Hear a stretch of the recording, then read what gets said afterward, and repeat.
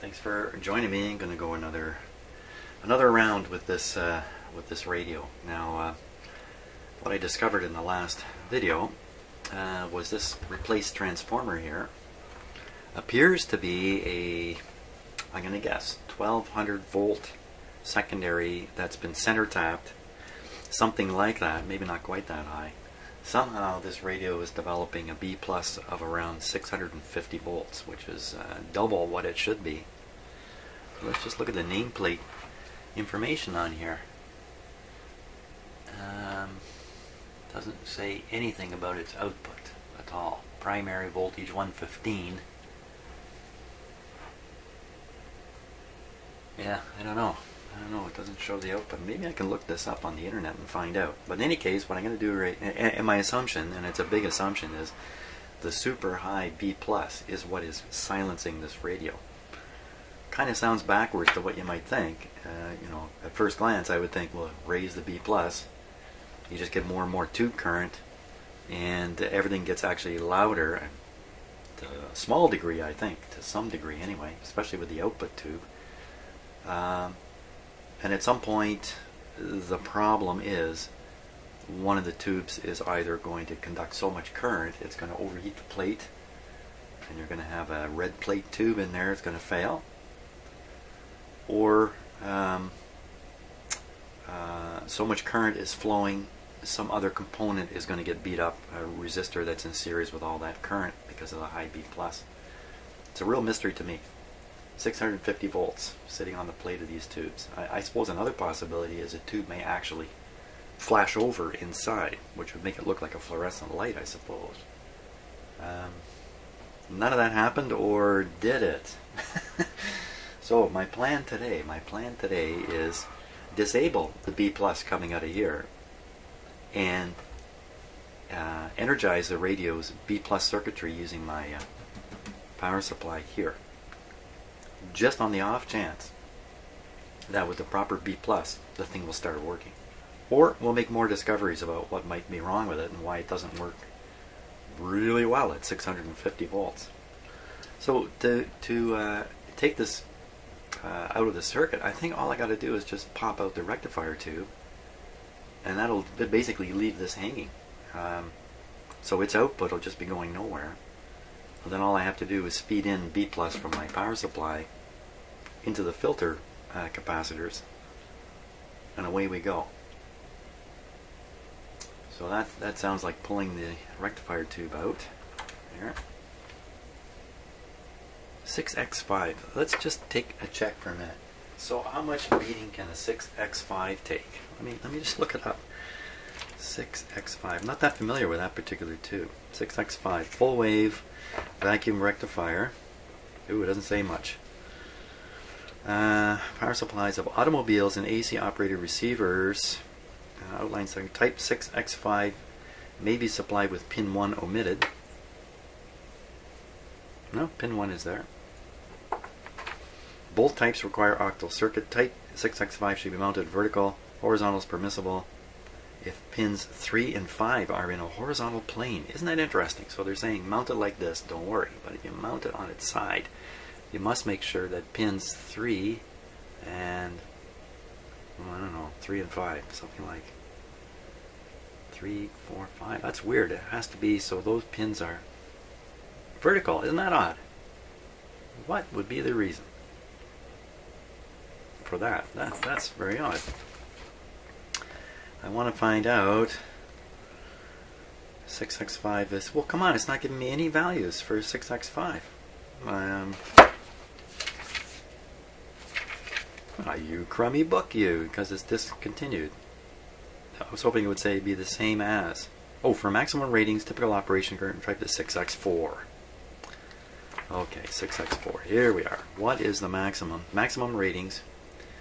Peak inverse plate voltage, 1250 volts. Wow, isn't that in the ballpark? Peak plate current, oh, 210 milliamps. So I don't have to worry about that. Hot switching transient plate current. Don't know what that is. Typical operation, AC plate-to-plate supply voltage. Plate-to-plate supply voltage. So I think that's the total output of the transformer, right, when they say that. With a choke, it could be 900. Wow, okay, so this is a pretty strong tube. This one here. This one here, I didn't drop the tube. Drop something else. Not the tube, not the tube. Well, now let's take a look at the output tube before we go any further too. A 6, which this, I'm still convinced, when I pull this out, it's not, I'm not convinced, but I'm suspicious that it's really not making contact in the socket, because it just goes in and out without any grippy feel. So that's a 6V6. Okay, 6V6. Excuse me. Maximum ratings. Plate voltage. Maximum plate voltage 315. This is what I was afraid of. That's the maximum. Typical plate voltage 315 at the top. If you're going to operate it towards its limit, it's going to be at 315. So, you know, maybe you could put 350 on this and not worry too much about it. But 650, I think that tube would just go. I think it would short out inside. But it didn't. So you know what else we should do before we go further? Let's double check that reading there. I got 600 volts. Maybe I'm stupid. Maybe I did something stupid there, because you know it's not really adding up all that well. I'll leave the speaker connected here. Okay, let's try and decide if I should stop the video or not. Talking about videos, did I ever have a tough time with the video that I'm posting? I'm way behind on posting videos. I've got complete projects done between the videos I'm posting and this radio to post, so I'm way behind now. I may skip over and post this one because it's just going to be a couple or 3 videos. So I think, yeah. Okay, so speakers in. The chance of a short here on the speaker wiring is low. I was quite worried about how this was done here. This connection here. So I've got it kind of floating off the speaker frame. Now there was a terminal which was driven onto the frame. This terminal here, which now is floating above the frame. I don't have it connected to the frame, so I don't know if that's a deal or not. I don't know why would you want to connect this to the frame of this? Safety stake? I don't know. Doesn't look safe to me. I don't know. So for now it's not connected, but I can't imagine that'll cause any kind of serious problem. Certainly nothing to do with the B+. Hey, how about this? How about this? This is coffee from my new coffee maker. It's not new, actually it's an old one somebody has given us. It's one of those Keurig pump the hot water through coffee makers.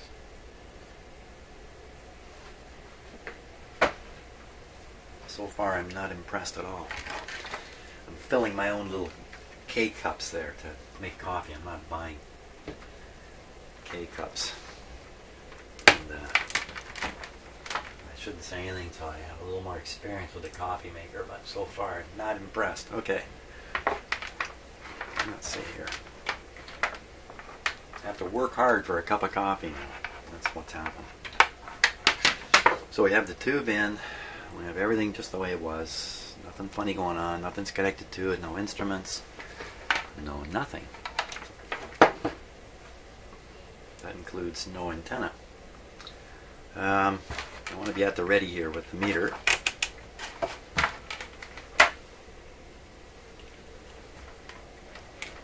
So I'm going to clip the, use a red clip lead on the black wire here. Stick that on the ground, on the chassis. I really don't want to have this radio on too much with 600 volts on it. Boy, I really need a stand here, don't I? Something, I'll just fold that up. I may have just the thing somewhere. I don't have it here right now. I'm going to be poking in. I'll put the meter way over here. I'll put it way over there. There we go. That's good. That looks good. My line. Well, hey, something funny going on with this guy. Don't trust him. Don't believe him.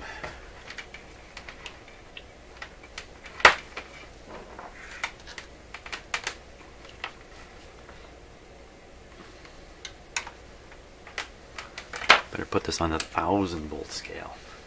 200 is not going to do it for this guy. And now I really want to target the correct pin, which I'm going to go right on the rectifier tube.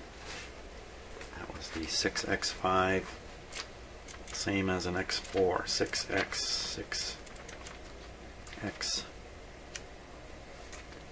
6x5. Okay, if I want to get on the plate, there's two plates, it's 3 and 5, 3 and 5. Can I remember that for a minute? 3 and 5. Now, rectifier tube's up here. 3, 3, 3, 3, 3, 3, 3. 1, 2, that's 3. 3 and 5, just like that. 3 and 5. Can you do that when it's on? I think I can. 3 and 5. Okay, I'm well practiced. Well practiced. Of course, I'm going to do this with some restriction on the current coming into the radio. It's going to keep the voltage down just a little bit. And I will keep my eye on the two things here. One is the wattage. It's going to show here, and I'll keep my eye on the light. I think we're ready.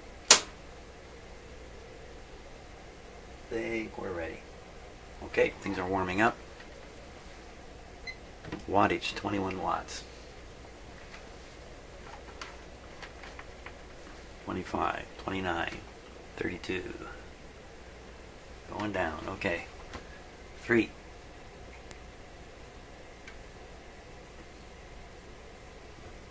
Huh? 3. 5.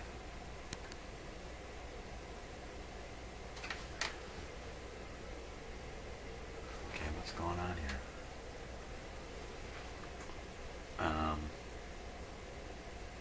That's really scary. I don't like different things happening every time I do this. Let me poke around this tube.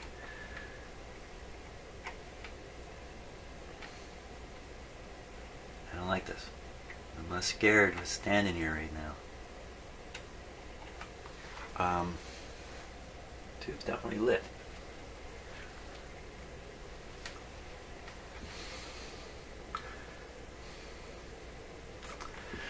Okay, so the capacitor, the filter capacitor, I'm going to verify the grounding in the radio quickly. So here's the filter capacitor.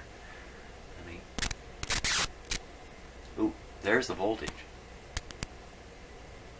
I thought I found it on a tube too. Okay, I'm following the wire that's carrying it right to here. Well, how did I get these tubes counted totally wrong? That's pin 8. That's pin 1, 2, 3, 4, 5, 6, 7, 8. Pin 8. Pin 8 on the rectifier tube. Pin 8 on the rectifier tube. 6. Moving fast here. 6x. 5. I should have left this book open. 6x5. Pin 8. Cathode. Okay, that's not so bad. Yeah, that's where it should be, shouldn't it? I always think the voltage in the rectifier is developing on the plates. I always think that, but it's the cathode that actually develops the positive. Okay. Wish I had a schematic. So there really is 600 flamin' volts. 650. Wow. Wow, wow, wow. 650 on the filter caps.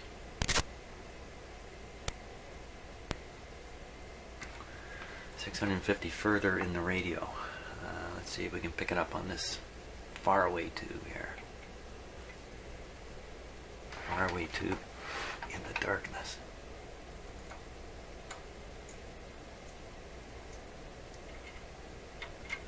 Shouldn't be too surprised to find nothing on some of these tubes. has to be a reason why this radio is dead silent.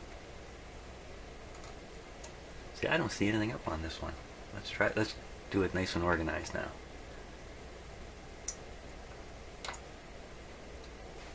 Ooh. Every pin.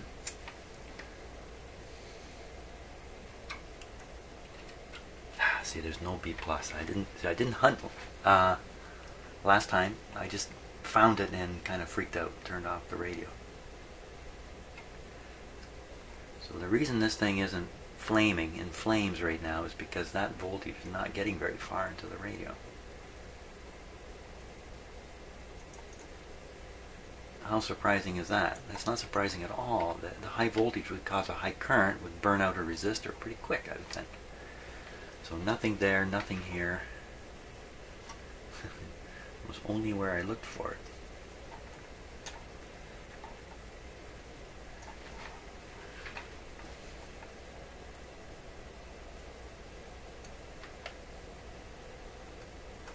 So, you get B plus on the output tube,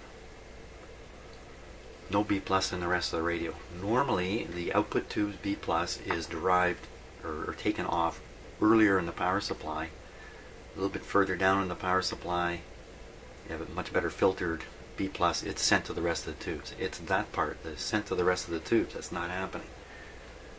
So, most of this radio is dead. Why is it dead? We don't know yet.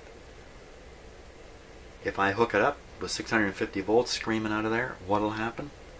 Probably the same thing that happened already, whatever that is.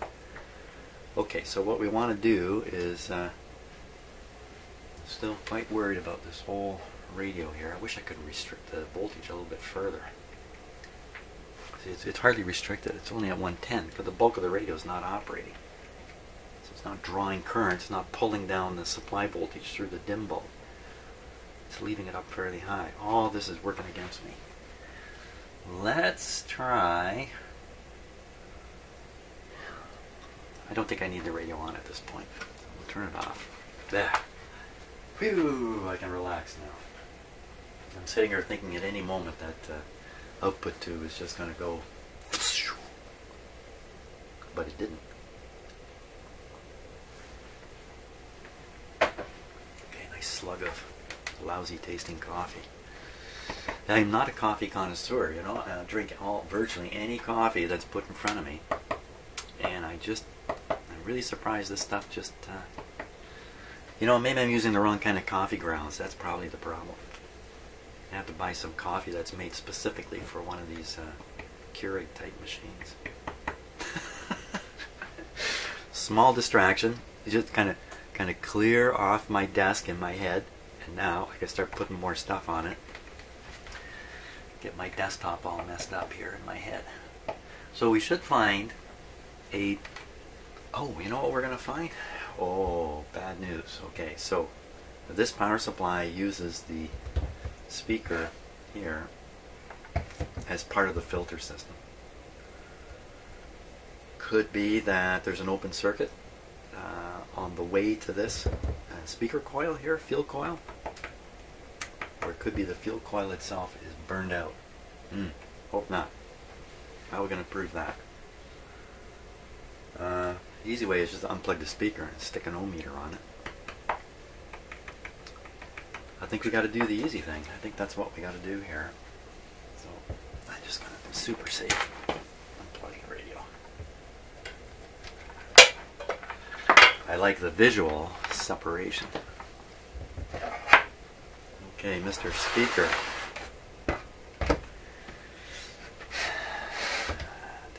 Did you fry up and you're no longer with us?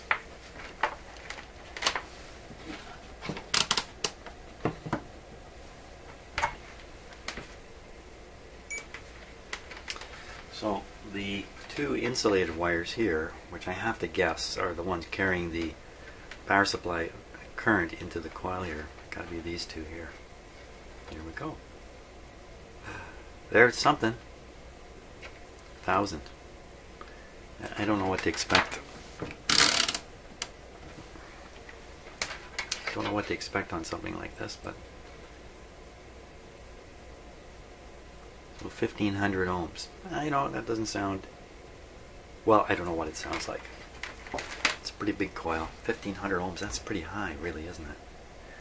What if I touch these voice coil leads? See if we can hear something. Not like that.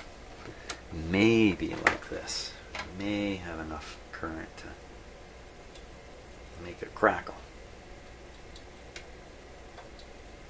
Of course, this isn't going to work until the field coil is energized. Duh. Duh, but I did see resistance there, right? Did we see something there?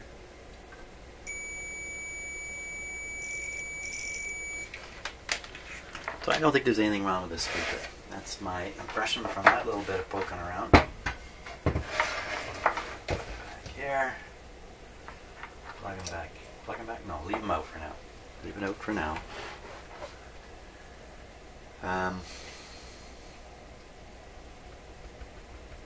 So if it's not this, then there must be another resistor further along.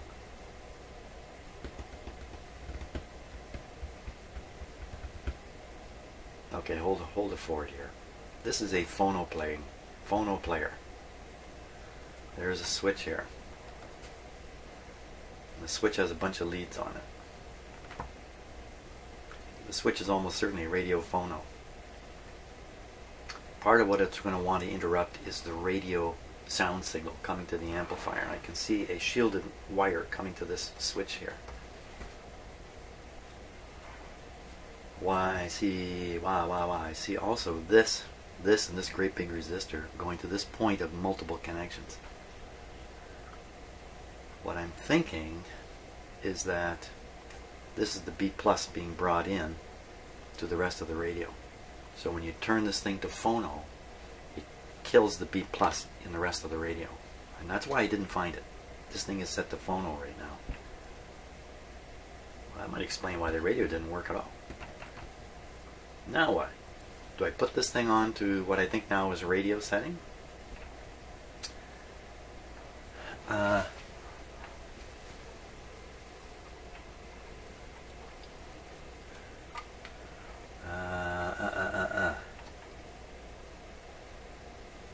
Okay, so that switch down there is a this or a that.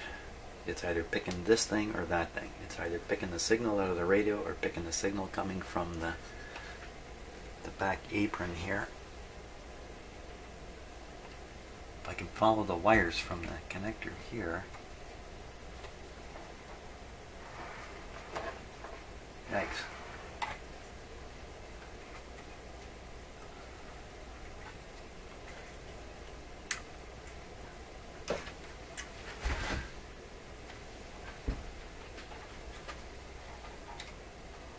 I don't seem to go anywhere. Ouch. I don't know if I just got a little tiny shock there, or just, you know what happens to me, it probably happens to you if you do this kind of work all the time. There are moments where you get funny little nerve things going on. Maybe you twist your hand a little bit and you get this minor little nerve thing that you would ignore it normally. Maybe you wouldn't even pay attention to it. But in this environment, it feels a little bit like a shock. And I tend to overreact to those just little everyday things you feel. Well,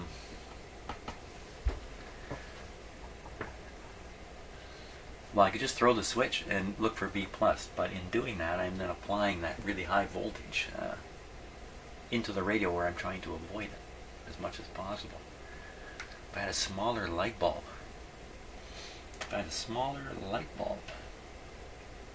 I think what I got up there is a 40 watt. If I had a 25 watt light bulb, that might reduce the supply voltage enough that I can safely operate it.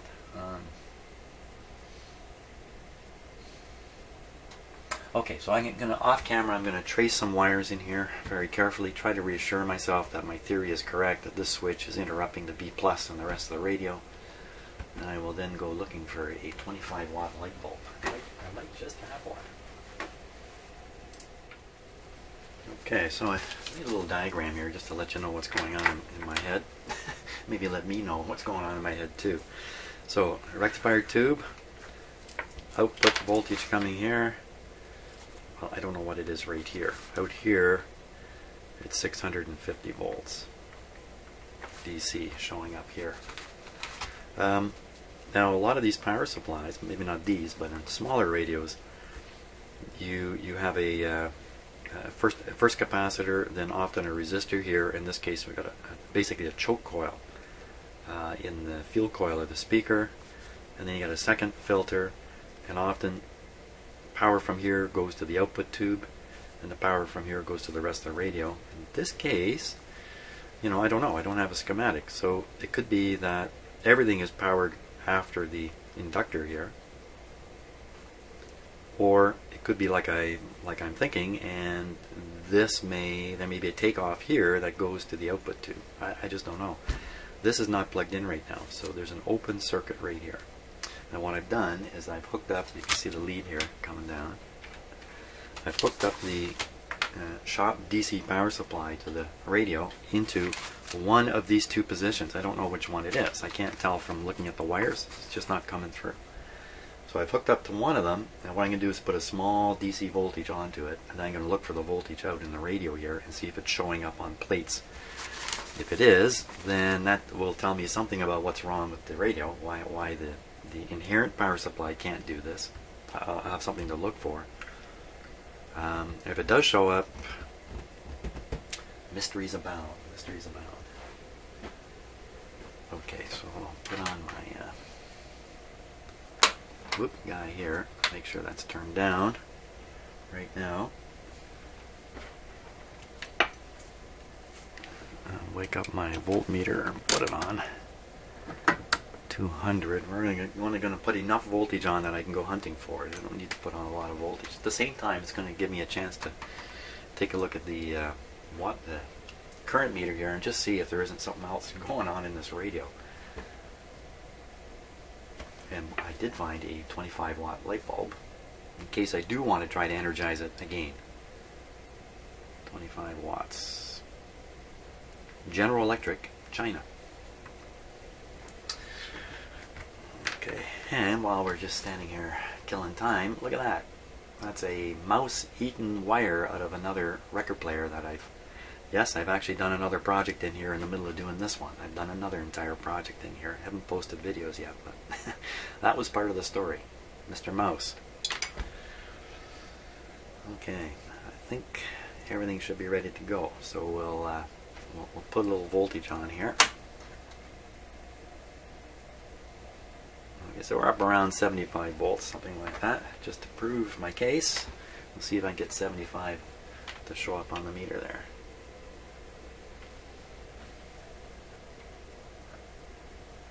Well, how about 113? That's just a little more than what I was bargaining for. Let's turn it down a bit.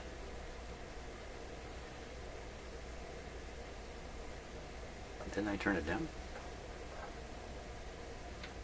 Okay, what the heck's going on here? What's going on? What's happening? What have I done here?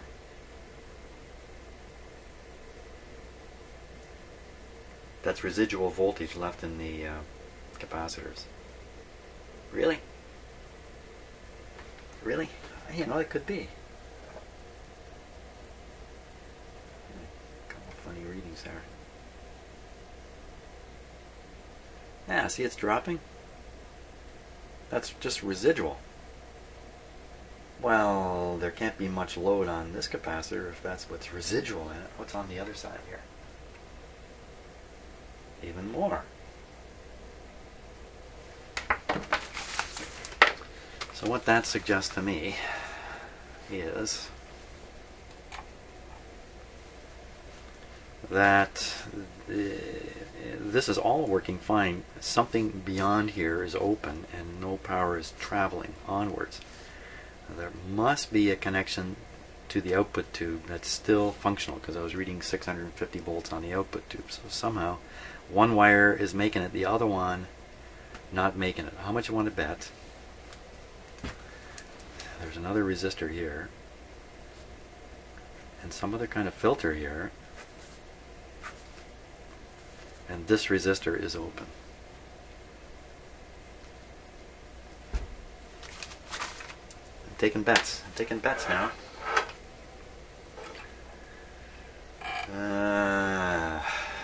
Okay, now how much voltage have we got laying in here still? I mean, that voltage, wow. It's really holding on, isn't it? Okay, so that's my test voltage. I don't even need the extra power supply. Oh boy. So we can find it on this tube here, I think. There it is. And that was the rectifier tube, and on the output tube. See, you know what? I've been measuring the rectifier, not the output tube, thinking I'm measuring the output tube. So this is going to tell me there's just nothing anywhere in this radio. There's no B plus escaping the power supply. Now that tells me the power supply is going to float high from lack of load, and I'm going to get basically the open circuit voltage of the power supply, something that should never ever happen. And because it's open circuit, no load on it, maybe that's why it's floating all the way up to 650. Put some load on it, the 650 will come down, the initial 650 a little bit, but in the radio you can drop a ton of it on a resistor somewhere. Still doesn't sound right. I don't think you should be 650 anywhere in this radio. Basically you have a high B plus because you want to get that on the output tube. I don't think anybody wants to put 650 volts on the output tube, so 650 still doesn't make sense at all. So, okay. Remind myself what I'm doing here. Still got 100 volts kicking around there.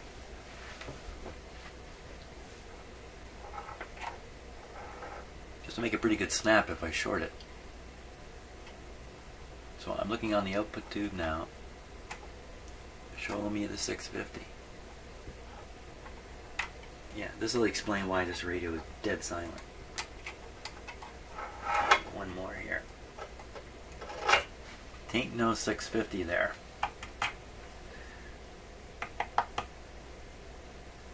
Still got 650 on the other capacitor, or 129. The other leg. So,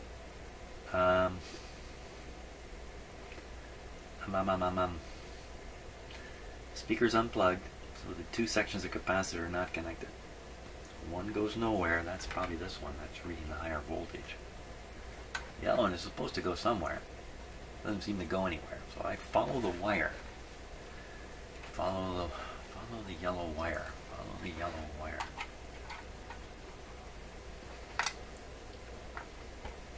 Easier said than done.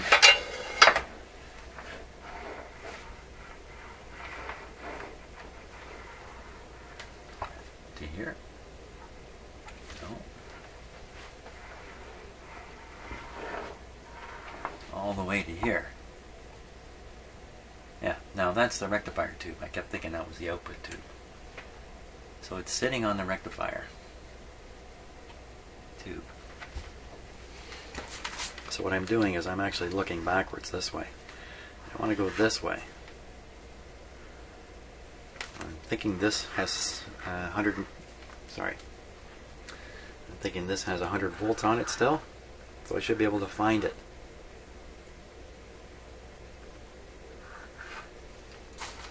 So maybe I traced off the wrong capacitor. I did. I traced the wrong capacitor. So what we'll do is we're going to move the.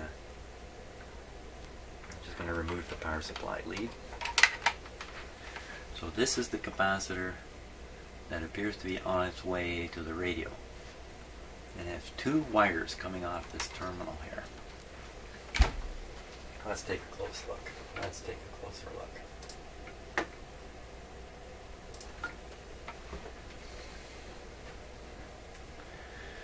And pointer. Okay, so down there is the capacitor, down here. It's got 1, 2, 3 terminals. 2 terminals have very similar wires hooked up to them. One of them has an odd black wire. But this one is probably bypass capacitor for the output tube. cathode resistor. These two are the power supply capacitors, and in between them is the field coil, you know, this thing here. Basically between. Some of these brownish wires are the same brownish wires that you see in the cord going to the speaker. Okay, that's my thinking. Now, there's two other brownish wires. One works its way to the rectifier to receive the rectified voltage, and that's on this terminal. The other one, I think, is on this terminal. Whoops. This one here. This is the one with 129 volts on it. You will trace it. You will trace this wire, which they have cleverly colored the same as so many others. Okay, so it's going kind of underneath that resistor there. Keep your eye on it, okay? You can't take your eye off it for a minute. Okay, so it's got to be this wire. What happened there? The camera decided it's got insufficient. So that's up to the rectifier. I did it again. I followed the wrong thing. Okay, off the other side. And one of these is disappearing to go up and out on that cable to the speaker, and that's this one here. This one. The other one is down below it. Ooh, where is it going? Trace it very, very carefully. Just keep my eye on it. Oh, it's another terminal on the rectifier. Duh, of course. Now, pin 8 of the rectifier 2. Pin 8 is right here. This is pin 8 right here.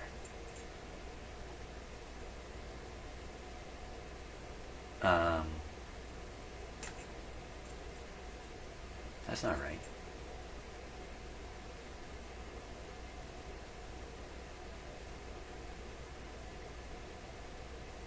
Wait a minute, this isn't making sense at all, is it?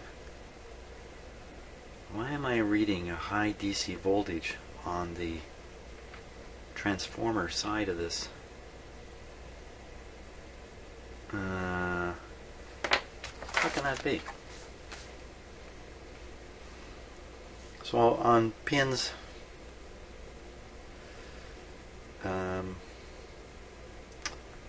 can't read the numbers really. On these two pins anyway, which two? Can you even see it when I'm showing you here? Let's see. These two pins here that attach to the two plates just go back to the transformer. So with the set not operating, this should all read 0. None of this should read anything. I mean, after all, look, it's got this ground connection right here. So, you know, without this plugged in and this transformer energized, there should be nothing here. You know, listen, sometimes when you think I'm talking to you, I'm talking to me. I'm trying to pound this stuff through my own head here and make sure that I'm correct. That's why I tend to repeat stuff a little bit and state the obvious. It's not you I'm trying to explain this to. It's me. You're along for the ride. You're welcome to come along for the ride. But so how do I get 600 there and there? A major boob up in the wiring of the radio. That doesn't make a lot of sense either.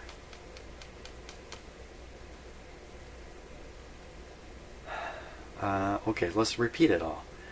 So I think on these two pins I'm getting, basically on three pins of this tube I'm getting the high voltage from those idling capacitors on 3 different pins. This one, you know what, it's just that I haven't tested a rectifier enough.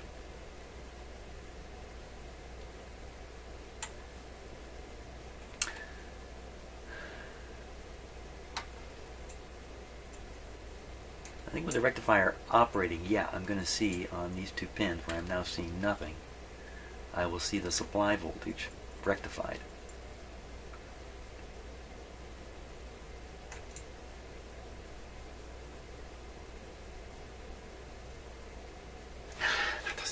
Either. I gotta stop for a bit and think to myself. Who else do I think to anyway? Okay, so I decided maybe a little investigation on the transformer might reveal something. Put some numbers into the internet, couldn't find anything out about this this replacement transformer, which sure looks very new. It looks recently manufactured, but you know, could have been in a box for 40 years for all I know, really. So, can't find anything out about it, but I did poke around and discovered two yellow wires here that are not connected to anything. And the two red wires coming out of it, which would normally be the high voltage ones, disappear behind the output transformer here, where you can't really see them, but do appear on the two plate connections, as they should, for the rectifier tube. So what I'm going to do is I'm going to pull out the rectifier tube here. Okay, and I'm going to measure the AC voltage on those two wires. It may be beyond the range of my voltmeter here, but we're going to check this out because I'm still weirded out by the 650 volts here. So we'll see if in fact, oh my gosh, my AC meter only goes to 750. Well, I could do one leg to ground, and we can do that. And I did screw in my oh so exciting 25 watt light bulb up here. I took out the 40. The 40 watt light bulb turns out is the 100 watt light bulb. The whole time I've been thinking I've been running my dim bulb on 40 watts. I've been running it on the 100 watt light bulb. The 40 watt is the one that's up there, but the 40 watt's not screwed in tight. It's loose. So we're just on the 25 watt. This should put a pretty substantial restriction into things. So I hope. So we'll power it up. Rectifier tubes out. Transformers connected to nothing now. It's just basically open, and we'll try to read the voltage on the open transformer. Any reason not to do that? I don't know. Give me a chance to find out here. Okay, now you see the light is glowing. Glue fairly brightly, and then it's dulled down. The supply voltage is under 100 volts. Whoops, under 100 volts. Okay, let's get busy and take a look at the output of that.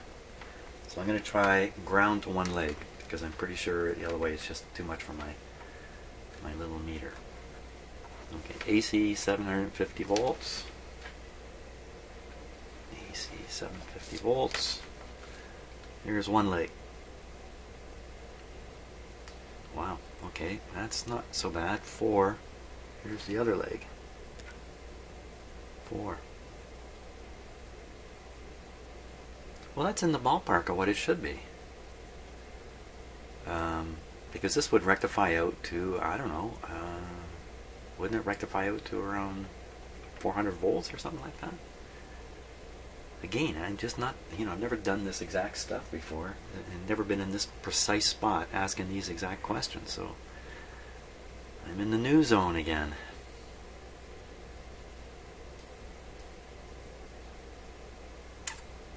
Huh. Well, I guess not. I guess maybe you take 400 volts full wave rectifier, you get 600 out of it. And because we're measuring RMS here, when I measure the transformer, it's RMS. The peak is another 1.4 times that. So let's do a quick calculation. 400 times 1.4, that's around 600. Yeah, you know what? So yeah, you could rectify 450 volts from a center tap transformer and end up with 600. I'm sure that's not where it's supposed to be though. 600. For instance, the rating of the big capacitor here, on here, this is not, yeah, this is turned on. Quick, Jim, be smart, turn it off. The big capacitor, of course you can't see it.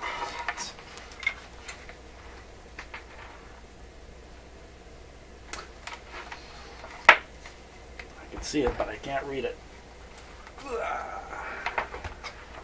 Now, I wonder if those other leads coming out of the transformer are actually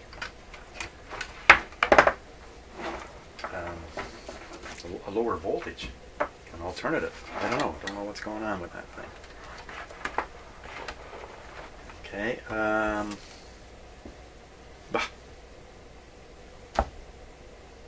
what am I doing?